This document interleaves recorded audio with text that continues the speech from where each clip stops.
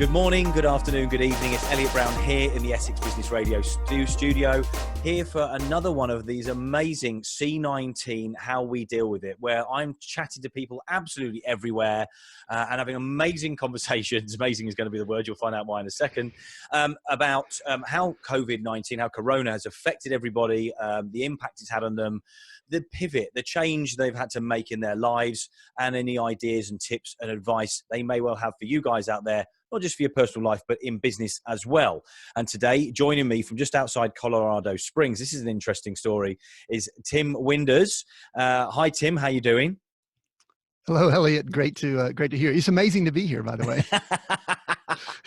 The reason the joke is there, and I'm quite happy to say it because I'm a real guy, is I messed up the first take. And I started saying amazing. It was just too much amazing. But yeah, it is amazing. And it's amazing that you've joined me for this chat. Amazing. It's okay to have fun during these times, isn't it? Can't we still laugh and have fun? Yeah. No, we've got to listen. Why we've got to keep laughing. Laughing is releases endorphins, makes us feel good, and keeps us young. We're young, aren't we, Tim? Amen. Amen. Very young and vibrant, and we have a lot of options and things going on. There's challenges, but we get to pursue what we still would like to do while we're staying at home. Yeah. And talking about what you like to do, staying at home, your home is slightly different from most. You're a nomad, which I absolutely love that whole concept. So tell us a little bit about where you are living right now, and why and what you do. Sure. My wife and I, we actually live, travel, and work in our RV recreational vehicle motorhome. And it's, people always want to know, how big is it? It's 39 feet. It's not real big if you live in it full time, but That's I'm pretty sitting, big. yeah, as we're talking, I'm in the passenger seat, which is my office. My wife has an office towards the back middle, and we Yeah. have our bedroom, and we are nomads. We travel and work. Of course, we're stationary right now because we're advised to by all of our officials and trying to be safe, but we have that option. And so I think that's the question you're asking. We've technically been nomads since 2013. Yeah. We've actually lived this way since early part of 2019, late 2018 is when we moved into our RV. Oh, okay. And you've because the reason you are a coach is you've had some difficult times, some difficult experiences, and starting when things obviously went belly up, over 10 years ago. And that's why you do your coaching, right? Because of what you understand and what you've learned from your experiences. Yeah, in some ways, Elliot, I really, in a lot of ways, have been a coach all my life. Some people just have the gene that they want to. What I say is I reach inside people and I pull out the greatness or the potential that's in there, either in the organization, the company, or the individual. Uh-huh. So I've always had that, but sometimes you need to get punched in the nose to really have a perspective on the value of life and the value of the opportunities we have. And in 2008, we had 3 real estate companies, primarily in the southern U.S., just outside of Atlanta. Uh-huh. The valuation of the real estate, I don't mind saying, was over 15 million in '08. That was a bubble, so keep that in mind. But we had that in equity. We had 2 other 7-figure businesses, and a few years later, all that was gone, and we were homeless. That's one word to use. We like Nomad. It sounds better, but we were homeless, living initially in a Honda van, traveling, and that's led us to this simple but yet still doing a lot of great things life. And yes, I've got business clients that I work with, and I believe that the value of what we went through helps my perspective personally with what's going on right now, and also with the clients and the people that I interact with. Yeah, definitely. I know, absolutely agree with you. I mean, you're talking about being punched in the nose for people for you to realize. I think, that's a great analogy. We've all been punched in the nose right now. This is a time to, to sort of shake your head and go, wow, what's going on? What can we do with this situation? So you working with your clients a lot at the moment that feel like they have been punched and they are sort of, a bit punch drunk. That's while we're on that, it's a good analogy after analogy. Is that what you've been doing quite a lot of in the last few weeks? Yeah, there's some clients that are still doing well in different industries, but I've got a call just later today with a client that they're in the vacation rental, short-term rental market. Right, right. Wow. And literally within a matter of days after our president in our country announced that this is a bigger issue than everyone thought, Yep. they lost over 300,000 in reservations in business during the time of year, spring break, that is critical for them. And we've got some, I mean, I've kind of got a formula for it if you want to hear it. I mean, I Yeah, please believe do. that Yeah, absolutely. individuals and organizations right now need to first of all survive. What do you need to do to survive? And that's cut costs, look at where the cash reserves are, you know, what all is going on. That's number one. The next is a word I use, which is now. And I'll say now is the time that many of the things that you have most likely needed to do to structure your business, your personal life, whatever, now is most likely the time. It's a wake up call. And then the final word is thrive. So I'm really taking through myself and everybody I interact with through that process. And so we're kind of still in survive mode with this client because we've lost a large percentage of their business during a time that they receive 80% of their revenue. Yeah, of And course. then kind of a sidebar, I'm also in the ministry, and I'm on the board of a ministry that we've got a board meeting shortly after this call. Yeah. That's a different perspective. This ministry, they send volunteers into elder care facilities, Elliot, All right. to just spend time with people there that never get visitors, and unfortunately, and we know that that's a very, very challenging segment of our population that we're told we can't go visit. Yeah, of course. Yeah, So that's there's two examples of just the impact with organizations that I'm involved with, not just to mention, you know, personally, I'm hunkered down here in Colorado and we are told we can't move right now. yeah, yeah. I mean, what's around you right there? I mean, we were talking before we started recording. You said the weather's been very up and down. Oh yeah. What is around you? What can you see out of your windows right now? Well, we're right on the front range of the Colorado Rockies, Oh, which if really? anyone's ever seen it, it's stunning. We're a few miles away from Pikes Peak, which is a 14,000 foot peak, one of the 14,000 foot mountains in Colorado. Still snow capped, still beautiful. I can't quite see it from my window. I'm pointing to my right, but can't quite see it, but I can see some hills and things like that. So we're close to obviously very natural beauty. We're actually in an area that is pretty remote. We're 2 miles off of a main road that's about 20 miles south of the city. So Right. we are secluded. We are social distancing. Yeah, to the We ju- extreme. I joke with people, we were social distancing probably before it was cool, and now we're probably living a great social distancing lifestyle. So Yeah. that paints the picture. I mean, we're in an RV park, so we're plugged in with electricity and things like that. But I'm looking around and I don't see any other people. I see some other RVs similar to ours, but that paints you a little bit of picture of where we are. There's some wildlife and nature around us. Good Yeah. chance that a gaggle of turkeys could walk by. If you hear that in the background, then don't be alarmed. I mean, there are worse places to be stuck. To be fair, isn't there? I mean, the fluctuation of temperature, as you were saying before, from cold to warm is maybe not ideal, but you know, it could be a lot worse. So yeah, you're used to moving about, and you're also used to being in there. So the isolation side of things, you know, hasn't necessarily impacted you quite as much as it would do where people are commuting and things like that, right? No, it doesn't. You know, my wife and I've been married for over 30 years to my wife, and we've been in business for ourselves in various forms since that time.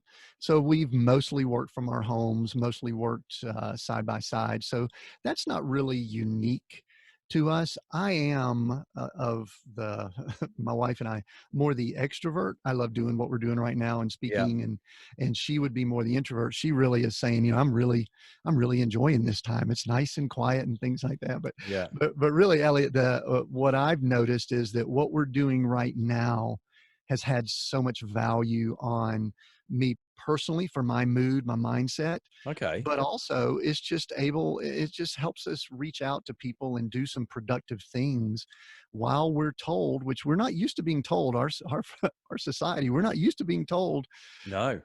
stay home. That's something. I mean, here over on our side of the pond, I don't know how they're doing on your side, but there's some people that are getting pretty restless about being told they have to stay home. And Yeah. it's because maybe we're just a little rebellious by nature, but we're I doing don't. okay. I have noticed that my mood at times can get a little bit down, Mm. and I think it's more than I'm grieving for maybe my clients, for just what's going on in the world. There is some bad stuff going on. There's great stuff, but there's bad stuff. And I think it just is weighing on me a little bit. I think it does with all of us. I mean, I had a couple of days ago. I had a bad day. I'm not gonna, fluff over or cover over the cracks. It was a bad day. I didn't feel great at all. And I've been perfectly fine, But then, to be fair, as I said, I'm not sure whether I said to you before, but I've been sort of isolated in rejigging the business and doing what I was doing for a couple of years anyway. So I'd had days like that anyway as an entrepreneur, and and you get overwhelmed and you overthink things and you try to do too much and you work until 4 o'clock in the morning. So you do those things anyway, and I think a lot of people are doing this. There's a lot of people that are utilizing the time well. There's a lot of people that are just basically switching off and doing nothing. And then I think there's other people that probably a little bit like you and I, that we want to think about more things that we can do. And sometimes it's probably a little bit too much. But you were saying that you even you're reflecting a little bit right now, and maybe looking at how you can do things a little bit better. Your clients and things like that, what are they like? How are you dealing with those people, and what are you doing and sort of advising them on what they can do to sort of change their mindset and help them? Yeah, well, it runs the gamut. There are various stages, and there are a lot of people right now that they're in denial. I'll be honest with you. Yeah, There's some people that are in this stage of I don't think anything's going on. This is all fake, whatever, media generated hype, yeah, whatever. And there may be a little bit of that. I'm not going to go down that road, but mm, there's some of that. And then there's also anger. There's a lot of people that are really angry because this is impacting them very quickly. And then there's some people that are kind of in this is a stage that's really interesting to me. We have this term PTSD that we throw around in our society, yeah, post-traumatic syndrome, yeah. that's used with a lot of soldiers and people in battle. And Uh-huh. and my son made this observation. He actually lives in an RV, travels also. And Okay. we went to a store recently, and we walked around and noticed people just in a little bit of a state Yeah. of just quiet, lethargic, not getting close to each other. And I'm used to walking up. I'm a hugger and I love to get around people, and I'm Yeah. afraid to even get near people now. And he Yes. just I said, boy, it's like people are in PTSD. And he said, no, it's more like MTSD, mid traumatic syndrome, because we don't necessarily see a path out just yet. Yeah. So when you ask about the clients, what we're basically doing is, I'm going to go back to that formula I mentioned earlier. What do we need to do to survive? I mean, yesterday with a client, we were looking at every bit of overhead they currently have, Yeah. negotiating with their landlord, negotiating with some contracts that they have in place, seeing what we could do to get some relief. We've got some assistance here in our country that Yeah. they're giving to some businesses, or trying their Yeah. best. Is it if it's And reaching so them? Yeah.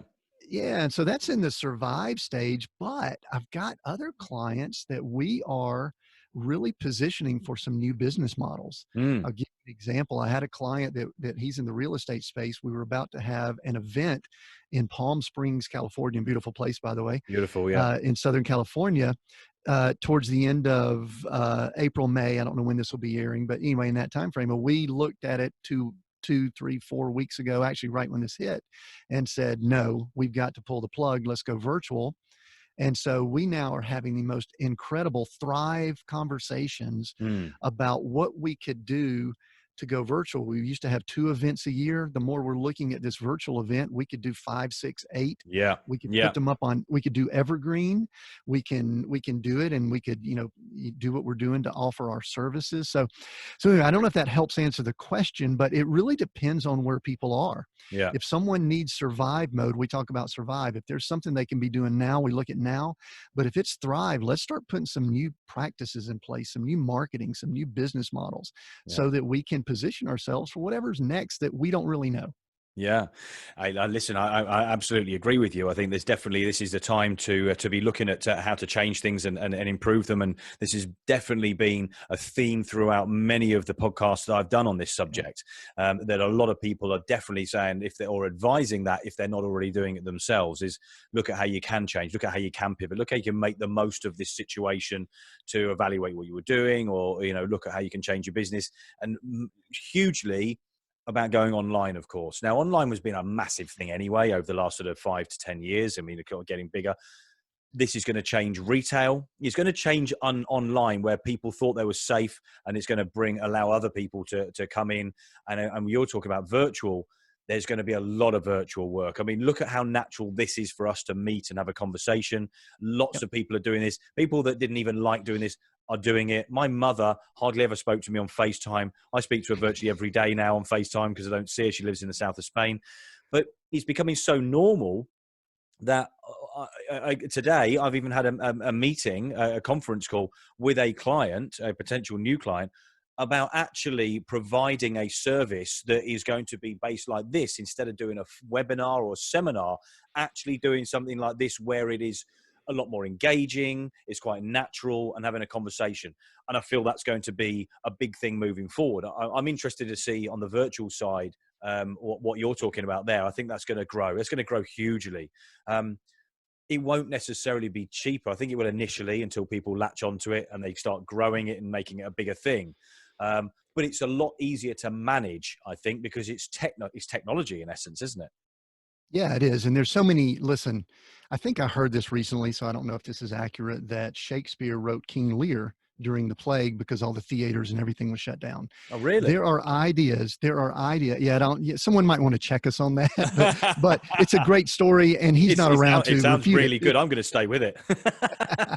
And, so many other inventions and things came forth during times like this, when people that are already bright, people that are already creative, that have that energy. And this is a big thing, Elliot, that I believe, that they are not as distracted. Hopefully they're Yeah. putting away the streaming services, they're putting away, the devices, and just having some quiet time to just allow that creativity to build and grow, and to come up with witty, clever, incredible inventions that, in my opinion, we will look back 12, 18, 24 months from now. And I do believe we're in for some rough times economically, Oh, yeah. but I think some incredible things are going to come out of this. And I would be remiss. Can I share one quick thing about Of something I course you learned from can. the '08? All right, this is I've reflected on this greatly, and I hope it will minister to at least one person. I realized that a mistake that I made in '08, we had very successful businesses. We saw what was coming. We knew it was going to be ugly. Didn't think it would be as ugly as it was. Yeah. But Elliot, one of the things that I did, because I'm very optimistic, and I know many entrepreneurs and business people are, is that I didn't allow myself to do some of the deep analysis I needed to do to really pick apart some of the things we were doing. I was always waking up thinking today is the day that everything turns around. And we Yeah. had over 100 pieces of real estate. We had clients all over the country and really the world. We had overhead with marketing. In one of our businesses, we were spending almost 10,000 a month in Google ads. Wow. I needed to be a little less optimistic. There's something I use all the time. I say, thou shalt not fool thyself. It might be in the Bible. It might not. I'm not sure. I'm kind of a Bible scholar, but thou shalt not fool thyself. And I think this is a time to be optimistic, but also realistic with a sprinkle of it in that. And what I mean by that is, if you're one like I was that believes everything's going to work out, is always going to be awesome, get a mentor, talk to someone, or sit down and really say, okay, let's pretend that we're in for like a 12 to 24 month real downturn. What are some of my overhead I might need to evaluate? Yeah. What are some of the things that I need to cut out? I'll give you a short example. My wife and I are really blessed with financial resources since our downturn, Uh-huh. and we have a very low overhead. And 2 weeks ago, I sat here and I said, let's look at what some of our subscription services are that we're paying. Okay. And we had signed up for Netflix and the Disney Plus, which is about $15 a month. Yeah. And I said, are you okay if I cancel that? And we've got plenty of money to take care of that. And I Yeah. know this sounds weird to some people. I said, you know what? I think I would like to cancel that for two reasons. Number one, it's $15 a month. And number two, I don't want to really sit and watch that. I'd rather watch masterclass or educational things, and it'll force me not to have that distraction. Now, some people are going to go, "Oh my gosh, that's kind of weird," but I that's think just a small example I of think it's a good maybe point. just yeah, maybe just kind of watching what you're consuming, watching your outgo, watching your resources, which finances are a big resource during times like this, and just Yeah. watching them. And I just want to maybe share that message for the optimistic Yeah. entrepreneurs out there Yeah. that may need to just evaluate every once in a while. I'm not saying don't be optimistic, because man, there's going to be awesome things come. Yeah. I just don't want anybody to, get some wounds or scars along the way while the awesome is materializing. Yeah, yeah, definitely. Listen, I think from the vast experience that you've had over the last sort of 10, 12 years and that journey, that's their very wise words. And as you said, it's those I don't know what the phrase is, something about saving pounds and blah blah blah, whatever it is, dollars. I think what you're saying there is, you just watch those little bits, have a little of those. If you don't need them and you can focus on something else, then why not? I think there's a lot to be taken from everything you've said today. I Yeah. genuinely appreciate your time. Thank you very much. Tim, where can everybody find you? Well, probably the best place. We also have a podcast. It's Seek, Go, Create. Just Yep. those three words: Seek, Go, Create. And they can find it at seekgocreate.com or any of the platforms that people listen to podcasts. And we cover a lot of business, a lot of entrepreneur, and some of the things you're hearing me talk about, I've actually shared our background and story, so they could go there. And then also timwinders.com. They can go there and learn more about business coaching. And I've written a lot of articles and really shared a lot of our story very candidly, hopefully, so it will be a blessing to people and encourage them and give them Yeah. some hope.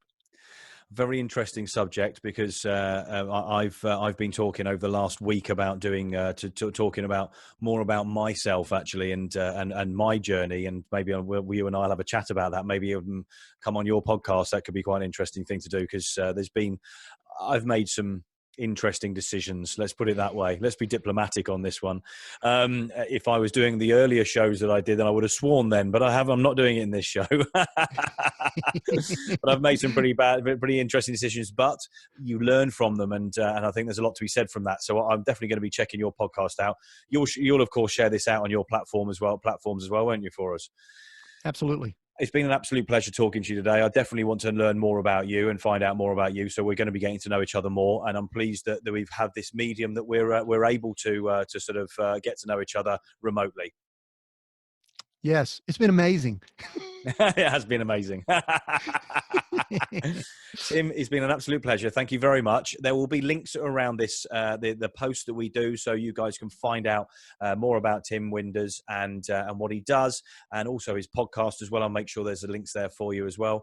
And if you want to find out more about what we do here in Essex Business Radio, then you go and check out our website, www.essexbusinessradio.com, where you're going to find out a bit of a magazine site, but there's also all of our old and new podcasts on there, and links to social. And also you can download our free app where you can listen to all of our podcasts, new and old, on the go on your phone. Tim, thank you very much for your time. Thank you. No problem at all. And I'm going to sign off for now. So it's ciao for now. Brown cow.